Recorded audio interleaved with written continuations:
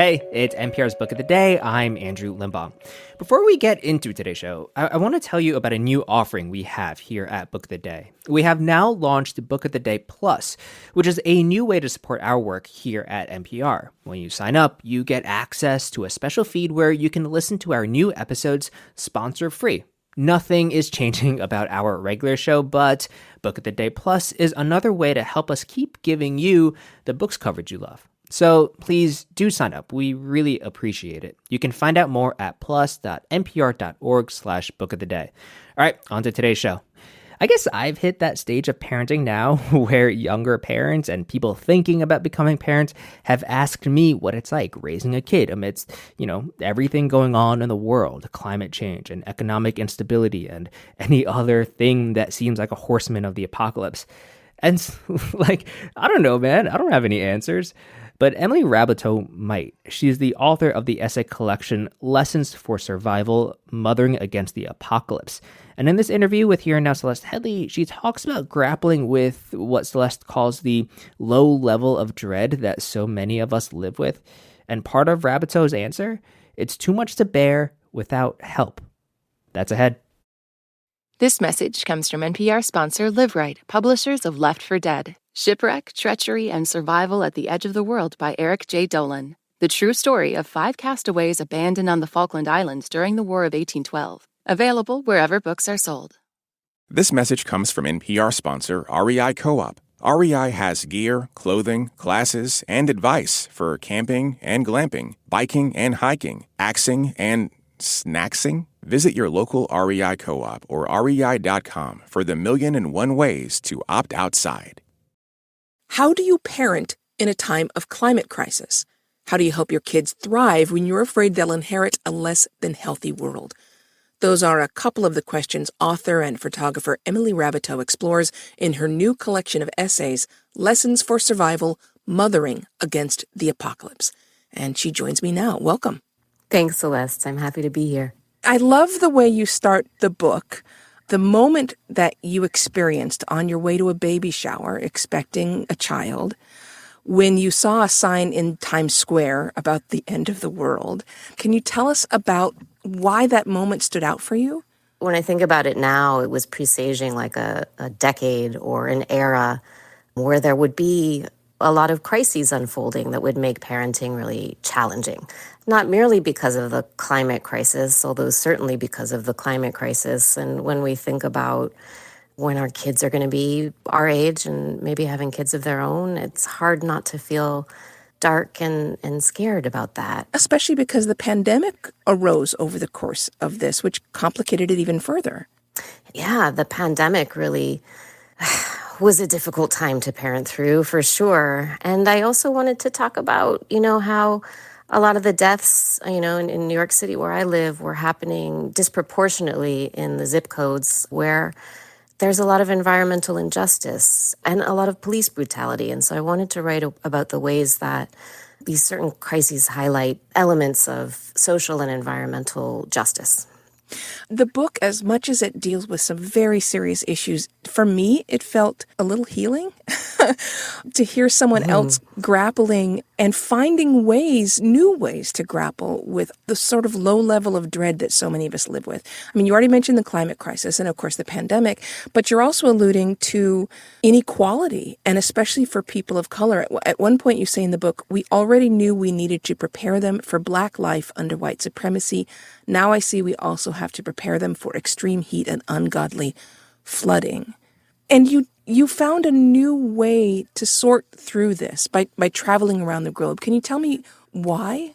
Yeah, I mean, it's too much to bear without help, right? I mean, when you consider the statistics that Black Americans are 75% more likely than white Americans to live in fence-lined communities as we do near polluting infrastructure that often makes us sick.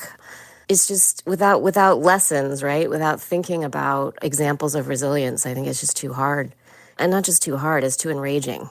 Which will alter the way that you parent, as you describe in the book, the kind of conversations you have with your kids and the way you speak to them about some of these things. What did you learn from other parents? And not just other parents, right? My book is called Mothering Against the Apocalypse. And I put the apocalypse in quotes because I don't want to, I don't want to behave as if the future is foreclosed. And when I say mothering, I don't mean that necessarily in a biological sense, but more as a stance of thinking about radical care. And so, like there's one woman I profiled for this book who, her name is Luce. She lost everything to Hurricane Sandy.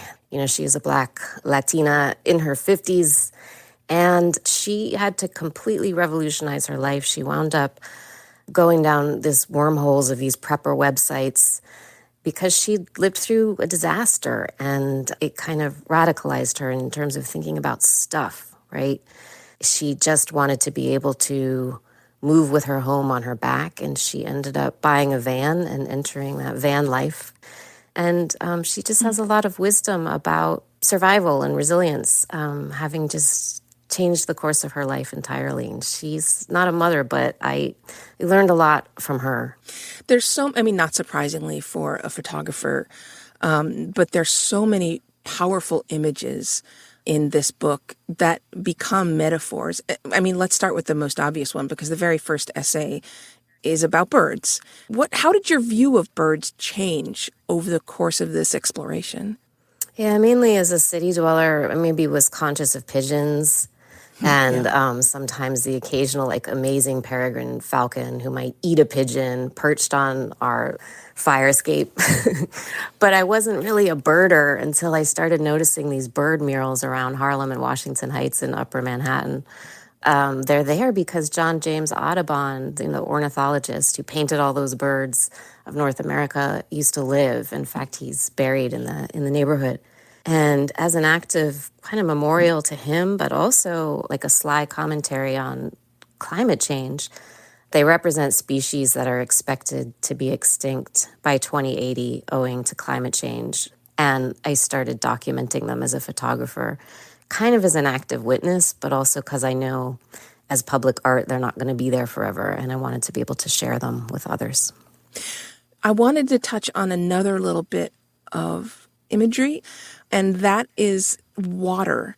You travel to Israel and Palestine. You talk to people about the water crisis in a very personal way. And of course, the final essay in the book is about your battle and then the end of your battle with the water around your house. Yeah, water really connects us. I had the opportunity to go to Palestine on the occasion of the 50th anniversary of the Israeli occupation, not in Gaza, but in the West Bank. And it was just incredibly striking and distressing how disproportionate the access to clean water is between Israeli settlers in the West Bank and indigenous Palestinian people. And while I was there in 2016, it wasn't lost on me, being a Black American, that there was a crisis at home with water going on in Flint, Michigan at the same time. It enabled me to make some ties just thinking about access and power, disempowerment. And then, we moved during the pandemic from Washington Heights, in part because we wanted to get away from the poisoning infrastructure of the highways and the George Washington Bridge, which is the most heavily trafficked bridge in the world, and a nearby wastewater treatment plant, to the Bronx because we were able to buy a house. But we didn't understand at the time that we were buying a house on paved over wetlands, and that flooding was going to be a factor because as a consequence of the climate crisis, in the Northeast, we're getting a lot more extreme precipitation, 60% more than we used to. And so that's something I had to think about as a homeowner. I wonder if you have any advice for others, because the book to me sounded like an extraordinarily lyrical interrogation of your own feelings and your own worries, not just for your kids, but for the world and for other people. And if anyone else is inspired by your book to have the same kind of deep dive, do you have any advice for them on how to get through it? This climate scientist named Catherine Hayhoe says one of the best things we can do as individuals to combat the climate crisis is just to talk about it. because there's a gap between the amount of us who are understandably worried and the amount of us who speak about it with any degree of regularity. And that gap is known as climate silence. One reason why it's important for us to close that gap is so that our politicians understand what matters to us. That's one thing. And I think, talking to our kids. If they're little kids, of course, we want to calibrate our language, but I think pointing to the solutions is really helpful, especially when they're local. Like Mr. Rogers said, in times of crisis, look for the helpers. Mm-hmm. In our neighborhood, for example, here in the Bronx, they're daylighting a stream that's buried. Daylighting means infrastructurally they're unburying a stream that was buried. And they're doing this as an act of climate mitigation. And it's really cool to see this is a gesture, an action that is being undertaken by multiple people that have been working for multiple years to try to solve this problem of flooding, which is happening in part because we live on this paved over wetlands. And I like being able to say to my boys, look, there's an action that's happening just down the street. We're going to be in the watershed of this unburied brook. And that's just but one example of many, many things people are doing to try to help. Emily Raboteau's book is Lessons for Survival, Mothering Against the Apocalypse. Emily, thank you so much. Thank you, Celeste.